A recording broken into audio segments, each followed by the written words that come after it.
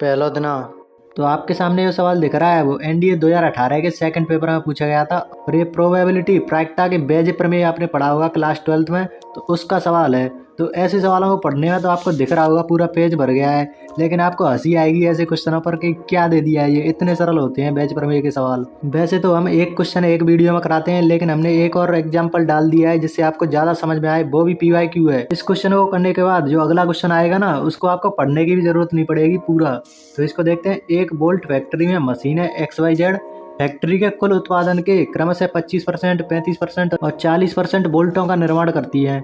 मशीनें XYZ क्रम से 2%, 4% और 5% दोषपूर्ण बोल्टों का निर्माण करती हैं। मतलब उससे कुछ त्रुटि भी होती हैं, तो वो भी दिया गया है, उसकी प्रायिकता दी गई है। प्रायिकता नहीं मतलब परसेंटेज दी गई है, लेकिन आपको पता होगा परसेंटेज से अगर आप प्रायिकता में बदलें तो सीधा उसको 5, जैसे 5% है तो इसको बदलने के लिए क्या करोगे, 5/100, यही इसकी प्रायिकता हो गई। तो इसमें समझ लेना कि ये परसेंट नहीं दी गई, प्रायिकता ही दी गई है। तो आगे बढ़ते हैं। उत्पादन में से यादृच्छिक रूप से एक बोल्ट निकाला जाता है और वह दोषपूर्ण पाया जाता है। तो यहाँ पर दिया गया होगा आपको, या तो दोषपूर्ण होगा या फिर कहेगा कि दोष रहित है। तो वो आप देख लेना कि क्या दिया गया है। तो क्या प्रायिकता है कि वह मशीन X द्वारा निर्मित है, तो यहाँ पर ध्यान देना X द्वारा निर्मित है। अब हम इसका तरीका देखते हैं। अगला पेज खोलते हैं। यहाँ पर आपको एक मशीन है X, दूसरी है Y, तीनों को बना लेते हैं, तीनों मशीनों को। अब देखना, आपको पहले दिया गया है कि X मशीन है वो कितना प्रोडक्शन करती है, 25% का, दूसरी 35 का और तीसरी 40% का। तो इसको करते हैं।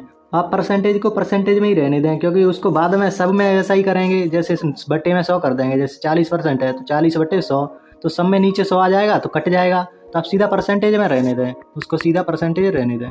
तो यहाँ पर सीधा 25% लिख लेते हैं, उसको प्रायिकता में नहीं बदल रहे हम। ऐसे ही 35% कर देते हैं यहाँ पर, और ये आपका 40% था। और आगे अब इसकी त्रुटि देख लेते हैं, त्रुटि कितना कितना कर रही है। तो त्रुटि है यहाँ पर 2, 4 और 5 की, तो इनको भी लिख लेते हैं। अब इसको इधर लिख लें, 2% की, 5%, 4% की और ये आपकी 5% की, ये त्रुटि कर रही है। तो उसने पूछा क्या है कि जो दोषपूर्ण बोल्ट पाया गया है वो मशीन X के द्वारा बनाया गया है, इसकी क्या प्रायिकता है। तो X की ध्यान रखना है, X मशीन से। तो जब भी आपको ऐसे पूछे ना, अगर X की पूछे तो ऊपर वाले पर ध्यान देना, Y से पूछे तो बीच वाले पर, ऐसे Z से। तो आपको क्या करना है, सबसे पहले करना है जो X का पूछा है ना, उन दोनों का गुणा कर लें, 25 × 2%। परसेंट ना लगाएं क्योंकि उससे कट जाएगा वो सब। तो अब नीचे आएगा 25 × 2, तीनों को अलग अलग गुणा कर दें, प्लस 35 × 4 प्लस 40 × 5। तो ऐसे आपको तीनों को अलग अलग कर लेना है। जिन्होंने 12th क्लास में पढ़ा होगा उनको कुछ कुछ ध्यान आ रहा होगा कि ये वही कंसेप्ट में से ही हमने ये तरीका बनाया है, लेकिन आपके सामने थोड़ा आसान भाषा में प्रस्तुत कर दिया है। वही है, नीचे मल्टीप्लिकेशन थ्योरम, ऊपर बेज प्रमेय से निकाला था। तो इसको सिंपली हल कर लेते हैं। 25 × 50 बटे 50 प्लस 35 चौके 140 हो जाएंगे, प्लस 4 × 20। तो इसको आप हल करें, एक 0 से 3 0 हट जाएगी। तो इसको सॉल्व करने पर कितना आएगा, 5/5 और 14 19 और 20 29, 5/39। तो ये आपका उत्तर होगा। ऑप्शन में देखते हैं, ऑप्शन में आपको 5/39 यहाँ पर दिख रहा होगा। दूसरा दिना। और जैसे मैंने बोला था ना कि आपको पूरा क्वेश्चन पढ़ने की भी जरूरत नहीं पड़ेगी। तो देखो यहाँ पर XYZ आपको 3 मशीन दे दी, आप तो मशीन मानकर चलें। अब उससे क्या कहा है कि केक ठीक प्रकार से ना बनने, असफल होने की प्रायिकताएं दी गई हैं। तो ये आपकी 3 प्रायिकताएं ये हो गई। जिस रेस्तरां में वे काम करते थे वहाँ पर 50% केक X बनाता था, 30% Y, 20% केक Z बनाता था। तीनों की 2-2 प्रायिकताएं मिल गई आपको।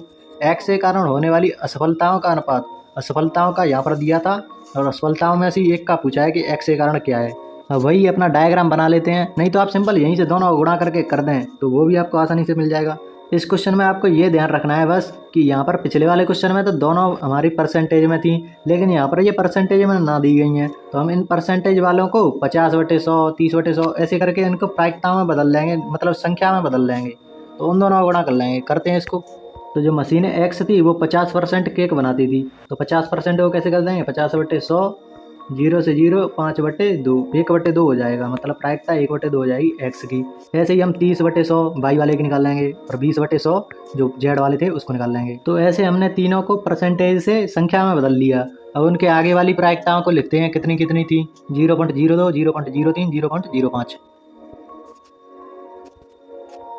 तो उसने क्वेश्चन में फिर से X वाले का पूछा है। तो X वाला कौन सा था हमारा, सबसे ऊपर। तो दोनों का गुणा ऊपर लिख लेंगे। तो 1/2 गुणा 0.02 को क्या लिख सकते हैं, 2/100, क्योंकि 2 के बाद पॉइंट है तो 2 के बाद 0 आ जाएगा, बटे में तीनों का गुणा करके लिख देंगे जोड़ के, 1/2 गुणा 2/100 प्लस 3/10 गुणा 3/100, ऐसे ही प्लस में 1/5 गुणा 5/100। ऐसे हमने तीनों को लिख लिया। अब इनको काट दो, 2 से 2 गया, 1/100 ऊपर बचा। अब यहाँ पर 2 से 2, यहाँ पर कोई नहीं कट रहा, 5 से 5। तो अब सिंपली इसको सॉल्व कर लो। मैं अगले पेज पर सॉल्व कर देता हूँ इसको। 1/100 बटे में आपको 1/100 प्लस 9/1000 प्लस 1/100 है। एलसीएम आपको 1000 मिल जाएगा, 1000 ऊपर जाएगा, 10 ऊपर आ जाएगा, नीचे आपको 10, 9, 19, 10, 29। तो ये आपका उत्तर आ जाएगा 10/29। तो जैसा कि आपको ऑप्शन बी में आपको दिख रहा है 10/29। तीसरा देना। तो ये आपका बर्नौली प्रमेय से लिया गया है और एक सवाल ऐसा हर साल आता है, आप चाहे पुराने पेपर उठाकर देख लें, ऐसा तो आपको मिल ही जाएगा कोई ना कोई सवाल। तो चलो देखते हैं इसको। युद्ध के दौरान एक समुद्री यात्रा में औसतन 5 में से 1 जहाज डूब गया था। क्या प्रायिकता है कि 5 में से 3 जहाज सुरक्षित निकलेंगे? अब ऐसा सवाल आएगा तो आप क्या पहचानेंगे कि यहाँ पर क्या हो रहा है। एक तो डूब रहा है, फिर पूछ रहा है कि कितने जहाज सुरक्षित पहुँचाएंगे। तो इसमें आपको ध्यान रखना है कि जो डूब रहा है ना, मतलब फेल कर रहा है, और यहाँ पर सुरक्षित निकल रहा है मतलब कि सक्सेस हो रहा है उसकी। तो आपको याद आ रहा होगा कि ऐसा बर्नौली प्रमेय में हम करते थे पी और क्यू के साथ। पी आपका होता था सक्सेस की प्रायिकता, क्यू होता था आपकी फेलियर की प्रायिकता। तो ऐसे आपको इन्हें याद रखना है। तो ऐसे आपको क्वेश्चन पढ़ के ही समझ में आ जाएगा कि फेल और सक्सेस की क्या प्रायिकता है। तो सबसे पहले आप इसमें पी और क्यू ही निकालेंगे। तो जहाज डूब गया है मतलब कि फेल कर गया। 5 में से 1 जहाज डूब रहा है, तो क्यू आपका सबसे पहले निकलेगा क्योंकि फेल कर रहा है। 1 डूब रहा है 5 में से, तो ये आपकी प्रायिकता हुई क्यू।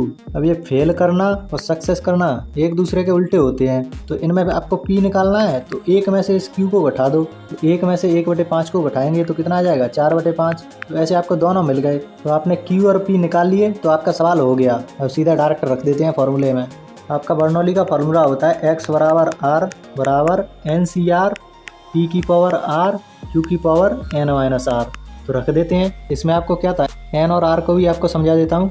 n था आपका 5 में से 3 जहाज डूब रहे हैं, तो टोटल जहाज थे 5, तो इनको कह देते हैं हम n। और जो डूब रहे हैं या सुरक्षित निकल रहे हैं लास्ट में क्वेश्चन में पूछे, उसे हम बोल देते हैं r।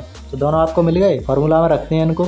n था 5 में से 3 सुरक्षित निकल रहे थे। p आपका 4/5 था, r आपका 3 हो गया, और आपकी फेल करने का मतलब q क्या था 1/5। उसकी पावर कितनी हो जाएगी, 5 में से 3 को घटा देंगे क्योंकि n में से r को घटा रहे थे, तो यहाँ पर आ जाएगा 2। बस अब इसको सॉल्व कर लो। 5c3 इसको कैसे सॉल्व करेंगे, 5 फैक्टोरियल बटे 2 फैक्टोरियल इंटू 3 फैक्टोरियल। तो यहाँ पर ऊपर वाले को क्या लिख सकते हैं, 5 गुणा 4 गुणा 3 फैक्टोरियल। 3 फैक्टोरियल से 3 फैक्टोरियल, 2 फैक्टोरियल को क्या लग सकते हैं 2 गुणा 1, तो वो तो 2 ही हो जाएगा। 2 से 4 गया 2 बार, 5 दूनी 10। 10 आपका उत्तर आ गया 5c3 का 10। अब इसको सॉल्व करेंगे तो 4 की पावर 3 कितना होता है 64। नीचे आपका 5 की पावर 3 है, मतलब कि 1 से 25 आपका नीचे आ जाएगा, गुणा 1/25 यहाँ पर हो जाएगा। अगले पेज पर सॉल्व करते हैं इसको। तो ऊपर आपका 64 गुणा 10 आ जाएगा 640। नीचे आपका आएगा 125 गुणा 25। इसको सॉल्व करेंगे तो 25 पंजे 125 की 5, 12 हासिल, 25 दूनी 50, 62, 2 हासिल 6, 25 एकम 25 31। दोनों में 5 का भाग दे दो, 5 एकम 5, 5 दूनी 10, 8 40। नीचे जाएंगे 6 2 5। ये आपका उत्तर आ गया। ऑप्शन में देखते हैं तो ऑप्शन नंबर डी आपका सही हो गया। तो बस आपको पी और क्यू निकालना आ गया ना, बस आपको पता चल जाए कि ये बर्नौली का सवाल है और आप पी और क्यू निकाल ले गए तो फॉर्मूले में सभी वैल्यूज को रख दो, सीधा आपका उत्तर की प्राप्ति हो जाती है। तो पिछली वीडियो हमने बेज प्रमेय का सवाल कर लिया, इस बार हमने बर्नौली का कर लिया। दोनों का एक एक क्वेश्चन आता है। तो NDA 1 2024 और एयरफोर्स 2023 वाले बच्चों के लिए 2 क्वेश्चन आपको फिक्स हो गए 10 में से। तो ऐसे ही मैथ के PYQ के कंसेप्ट देखने के लिए चैनल को सब्सक्राइब कर लें और एक कमेंट जरूर करके जाएं कि कैसी लगी वीडियो, ताकि हमें पता चल जाए कि वीडियो पसंद आ रही है कि नहीं आ रही है। चौथा दिन। तो आपने NDA के एग्जाम में ऐसे क्वेश्चन जरूर देखे होंगे कि 2 पास से फेंके जाते हैं। फलकों पर योग 10 या 10 से अधिक आने की प्रायिकता क्या है, योग 7 आने की प्रायिकता क्या है। ऐसे आपको कई सवाल देखने को मिलेंगे। योग 10 की प्रायिकता क्या है, 3 पास से फेंके जाते हैं, उनके फलकों का योग कम से कम 5 आने की प्रायिकता क्या है। मतलब ऐसे सवाल आपको लगभग हर बार देखने को मिलते ही रहते हैं। बहुत ज़्यादा क्वेश्चन आते हैं ऐसे। तो हम आज इसी पर बात करने वाले हैं कि कैसे इसको जल्दी से जल्दी कर सकते हैं। तो यहाँ पर सबसे पहले हम 2 डायसेस वाले की बात करेंगे। तो अगर आपसे कहे कि 2 पासे फेंके जाते हैं और उनका सम 2 आता है या 12 आता है, दोनों संख्याओं का योग, दोनों पासों पर जो भी संख्या आती हैं उनका योग या 2 आ रहा है या 12 आ रहा है, 2 पासों का टोटल आउटकम कितने होते हैं 36। तो 1/36 ऐसे क्वेश्चनों का आंसर होगा। ऐसे ही अगर आपसे कहे कि 3 आ रहा है योगफल 11 आ रहा है, तो उसका क्या होगा 2/36। ऐसे ही 4 आ रहा है, 10 आ रहा है, जैसे अभी के क्वेश्चन में 10 बोला था, तो या तो 4 आए या 10 आए, तो उसका उत्तर कितना होगा 3/36। ऐसे आपको करना है। अगर 7 आ जाए तो 7 का मतलब 6/36। अब आप इस सारणी को कैसे याद रख सकते हैं? आप सबसे पहले 7 से स्टार्ट कीजिए, 7, 6, 5, 4, 2 और इधर 8, 9, 10, 11, 12 तक। दोनों का सम 14 आना चाहिए। इससे आप चेक कर सकते हैं कि सारणी सही बनी है कि नहीं। 2 और 12 14, 6 और 8 14, तो ऐसे है। और इनको कैसे याद रखेंगे? 6 और 8 का मतलब 6 में से 1 घटा दो, 5 आ गया। 7 में से 1 घटा दो, 6 आ गया। 5 और 9, 5 में से 1 घटा दो, 4 आ गया। तो ऐसे आपको करना है ये सारणी याद। आप इसको नोट भी कर सकते हैं। अब क्वेश्चन देखते हैं डायरेक्ट, सारे क्वेश्चन हो जाएंगे बस इतने से ही। यहाँ पर देखो, दो निष्पक्ष पासे हैं, फेंका जाता है, उन पर योगफल 7 आने की क्या प्रवृत्ता है? योगफल 7 का मतलब 6 ऊपर नीचे 36 आएगा ही सदैव। तो 6/36 कितना होता है? 1/16। तो ये आपका 2018 के फर्स्ट में आया था। अगला क्वेश्चन देखते हैं। अगला क्वेश्चन 2013 के फर्स्ट में था। इसमें फिर से पूछा है, दो पासों के 7 का योगफल प्राप्त करने की प्रक्रिया क्या है? 7 का योगफल कितना आएगा? 1/6।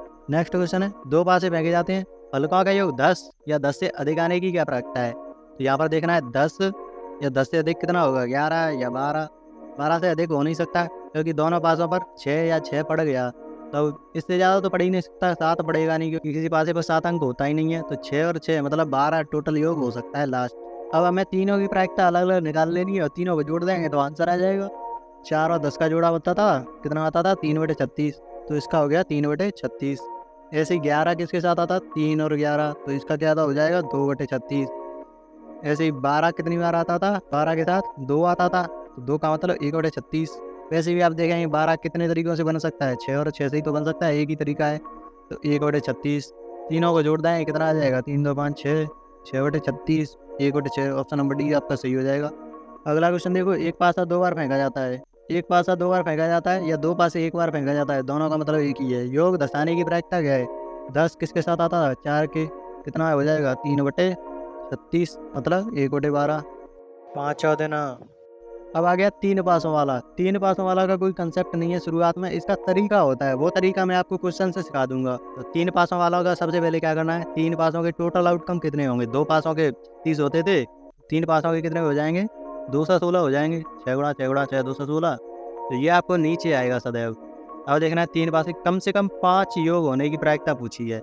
कम से कम 5 का मतलब योग 5 हो, 6 हो, 7 हो, 8 हो, ऐसे करते करते 18 योग तक बन सकता है। क्योंकि आप देखो तीनों पर 6 6 6 पड़ जाए तो योग कितना हो जाएगा? 18।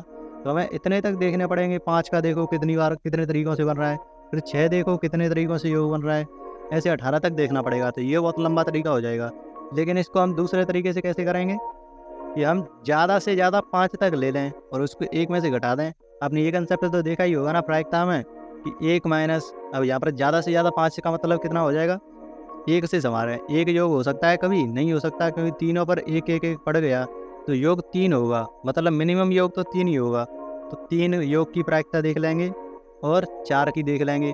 5 5 को नहीं ले सकते क्योंकि 5 तो उसमें आगे वाला में आया है, क्योंकि कम से कम 5 पूछा है, तो इससे पीछे वाले देखने हैं 3 और 4। तो हमें 3 और 4 की प्रायिकता देख लेनी है योग की, उसको 1 में से घटा देंगे। हमें देखना है 3 कितने तरीकों से आ सकता है, 4 कितने तरीकों से आ सकता है। अब देखो 3 योग कब कब बन सकता है? 3 योग का एक ही तरीका है कि 1 1 1 पड़ जाए तो उसका योग 3 हो जाएगा। अब 1 1 1 पड़ गया तो 1/2 से इसकी प्रायिकता हो गई 3 योग आने की। इधर देखो 4 कितने तरीकों से बन सकता है? 1 1 2। अब इसी को हम आगे पीछे करके भी देख सकते हैं। सबसे पहले 1 आ गया, फिर 2 पड़ गया, फिर 1 पड़ गया, या फिर 2 पड़ गया, 1 पड़ गया, 1 पड़ गया। तो ऐसे 3 तरीके इसके हैं। तो 4 की प्रायिकता कितनी हो जाएगी? 3/216। दोनों को जोड़ देंगे और वो टोटल 1 में से घटा देंगे। 216 माइनस 4/216 ये आएगा 212/216।